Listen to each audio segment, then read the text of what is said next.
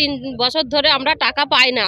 তাই দিদি বলেছে আমাদের টাকা 21 তারিখে আমাদের সব টাকা দিয়ে দেবে। তাই দিদিকে ধন্যবাদ জানাতে আমরা এসেছি। স্বপ্না বিশ্বাস, আমি বিলকান্দা 2 থেকে এসেছি। খড়দহ বিধানসভার অন্তর্গত বিলকান্দা 2 নম্বর অঞ্চলের তৃণমূল কংগ্রেসের কর্মীরা 100 দিনের বকেয়া টাকার দাবিতে কলকাতা রেড রোডে ধর্ণা সমাবেশে উপস্থিত হলেন।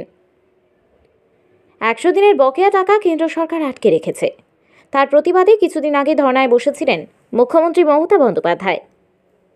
আজ ধর্ণা মঞ্চের 9ম দিনে উত্তর 24 পরগনা জেলার তৃণমূল কংগ্রেসের প্রত্যেক কর্মীরা কলকাতার রেড রোডে ধর্ণার মঞ্চে উপস্থিত হলেন।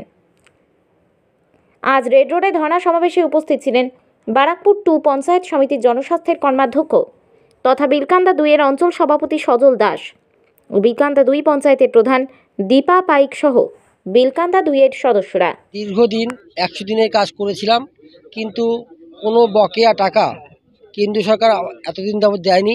আমাদের মাননীয় মুখ্যমন্ত্রী জনতাদল নেত্রী মমতা ব্যানার্জি তিনি অনেকবার ধর্ণা দিয়েছেন, দিল্লিতেও অনেকবার গিয়েছেন তিনি।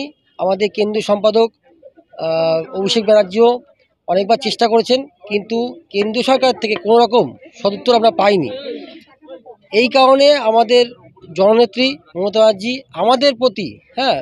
আমাদের প্রতি যে অন্যায় হয়েছে তার প্রতিবাদ স্বরূপ তিনি সববারই দেখেন, এইবারও দেখেছেন যে 100 দিনে যারা খেটে খাওয়া মানুষ তারা যেন টাকাটা ঠিকমতো পায়, সেই জন্য তিনি অগ্রিম ধর্ণামঞ্চ থেকেই 21শে ফেব্রুয়ারি প্রত্যেককে টাকা দেওয়ার কথা ঘোষণা করেছেন। আমরা আজকে আমাদের ব্যারাকপুর 2 এর কর্মাধ্যক্ষ জনস্বাস্থ্যের কর্মাধ্যক্ষ সজল দাস এবং আমাদের বিলকান্দা 2 গ্রাম পঞ্চায়েতের প্রধান মাননীয় শ্রী দীপা পাইক মহাশয়ের নেতৃত্বে এখানে এসেছি। আমাদের শুধু তাকে ধন্যবাদ জ্ঞাপন করতেই না, তার আন্দোলনে আমরা সৈনিক হতে আমরা সবাই এসেছি।